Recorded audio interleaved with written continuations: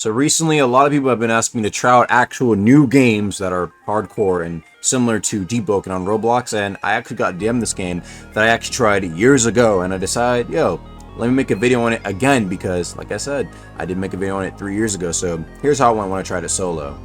Now let's actually go into the good of what this game actually does. I think the first thing it does really good is that the tutorial at the question mark whenever you click it actually explains the game decently well. It explains to you how to get gold, which you go around the map and kind of break barrels initially and kind of break these pots, and you can get like items like trinkets and gold out of them, and you can sell them to the NPC, get your gold up, and then buy an axe where it kind of also tells you can get the wood, right? After that you get like the different types of wood, you can make a pickaxe, and then you can craft the stuff. Now the crafting, in my opinion, is actually one of the best parts of the game. I think the crafting system is actually really cool. There are different sort of items which can give you different sorts of results. So if I have birch wood and like spruce wood, those have like two different durability, right? If I combine them together, I'll get a specific pickaxe that is made by using those two pieces of wood. But if I use birch wood and something like coal, right, it'll give me a better pickaxe because the coal has a stronger durability effect. And there's sometimes even special effects when you're crafting things like weapons, because you can craft weapons in this game as well. And you can also give special effects on things like your blades, right? Whereas in my example, I used copper to craft my katana, right? And I think something that's also really cool is that you can kind of craft the katana, and whenever you do, right, it showcases like what actual material you used on the weapon visually, which I think is really cool. But I used copper, and that gave me a little lightning effect whenever I landed some M1s. But crafting is actually pretty important in this game and does end up being kind of the end game actually later on, but we can get on that later on. Now you can also craft stuff after learning a recipe, which can be done through talking to an NPC or doing quests. A good example of this being an NPC who can teach you how to craft a lockpick, for example, and there's a lot of little useful things like that you can craft that can help you out while you're playing this game. I think the stat system is actually pretty simple. You need the right requirements to later down the line learn skills, right? A good example being if you want, for example, to learn how to use a specific piece of magic, you can get 3 intelligence and 2 dexterity, right? And you can use magic on your sword, for example, right? I do think the death system is actually pretty cool as well. It's not actually a permadeath game. Let me clarify that it's not a permadeath game, but it actually does matter when you die because items are really important. Really important. You lose a max percent of your HP when you die as well, and I think you need to level up or do something to get rid of it. And the items, like I said before, when you die, it does suck when you lose your items because those are pretty important. There's also a soul system, right, which is basically a currency. It's also related to the name Lost Souls, and whenever you kill most humanoid NPC, or I think players, right, you can get souls, right, which is a currency you can use to buy armor. And I'll get more of that later. The last thing I think is pretty cool is the fact that races in this game actually have very little impact, right? You can get a race or look any way you want for free at an NPC in a specific town, which I think is pretty cool. Now let's get into the stuff that is generally more okay. All right, I think the combat is okay. I don't think it's actually amazing. I think it's all right.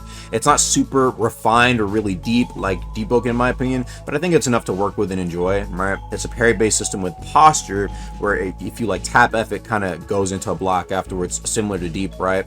But if you do parry somebody, they get stunned, and I think you get like a free M1 off of that. And there's some more things to it, but I'll let you guys explore whenever you guys actually get the chance to hop in yourself. You can also M1, M2. Your weapons also have like a special ability, right? Sometimes it's your R key. Sometimes, for example, on my katana, if you land a lot of M1s, right, you can get like a little multi-slash, and then you also have your abilities. Now, like I said before, you can unlock your abilities by either having like certain stats and then getting a quest done with an NPC, all right?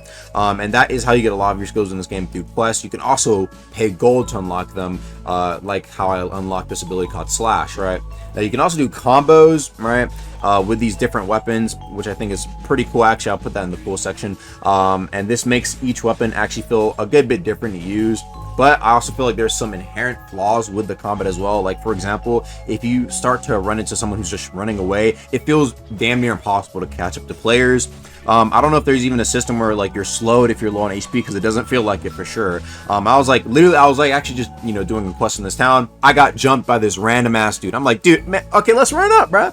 And then I'm not gonna lie, I kind of got beat up. I got messed up. And then I got my boys to jump him, and they start running away. Like I actually just could not catch this guy, even though I had range moves at the time, right? But whenever you use those range moves, you also are slowed. So it's like, I mean, at least you have like, there is one thing I actually forgot to mention where you can like dash an M1, right?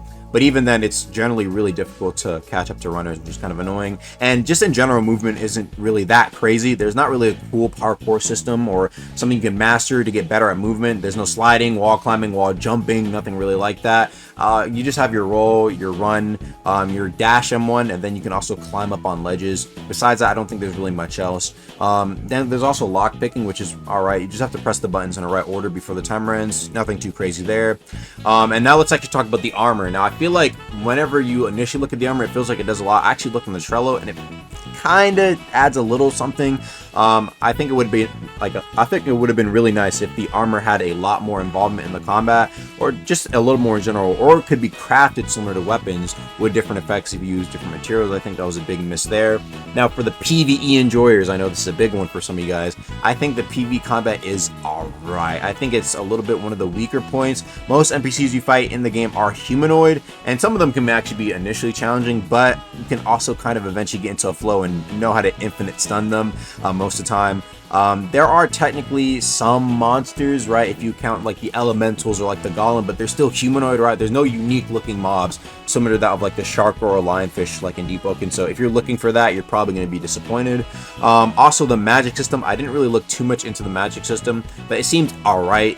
You can use a scroll to use a spell once, and I think there's a way to learn it permanently, but most of the spells do seem kind of lame though. Now let's actually get into the things I think that are kind of bad, actually, not gonna lie. And honestly, this one isn't really super crazy because I know it's just how it is, but the game lacks content past a certain point, and past getting your levels and your skills right, you kind of repeat the same thing past a certain point, and you can really start to feel it like once you get the 5 abilities you're really comfortable with. A lot of the end game, at least from what I've heard from people as well, it just kind of feels like you're farming the same NPCs to grind up your level if you need some more, or you're just grinding out stats for your mastery system, which I really don't like, and just grinding out ores to try and get a specific rare ore, which I'll touch on later.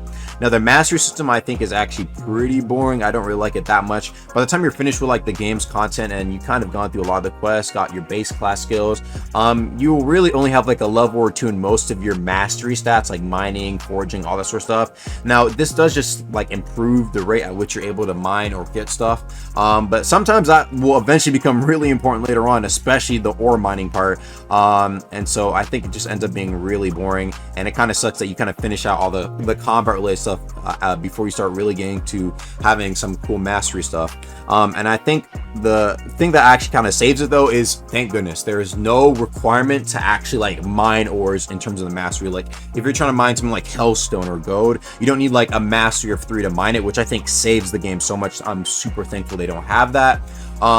But for the most part, yeah, a lot of the end game from what I hear is just trying to get a specific rare ore drop and using that specific rare ore to turn it into a weapon, and that rare ore you just have to continuously mine over and over again. It's pretty boring from what I hear.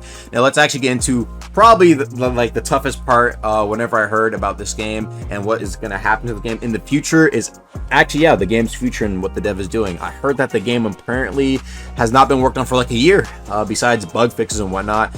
So not really that much new content being added pretty much ever again, I think, which is a big shame. Even some of the skills I recognize as being literally the same exact as they were 3 years ago, literally like the slash ability or like this tornado spin ability are the same as they are now. It has been refined or refreshed a little bit. No, it's the exact same. I'm sure if the game was actually worked on this entire time at an efficient rate, I'm sure there'd be a lot more stuff to do, and maybe the combat could be a lot more refined. But I think for the most part, Lost Souls is an okay experience that you can kind of enjoy for a couple of hours if you don't mind doing a couple of stuff that's a little grindy initially. But for the most part, I think I had fun playing it. I did have fun in playing it. So if you want something to play, try it out for a bit. But once you get that end game, there's unfortunately not going to be much to do. And that's going to be all for this video, guys. Peace.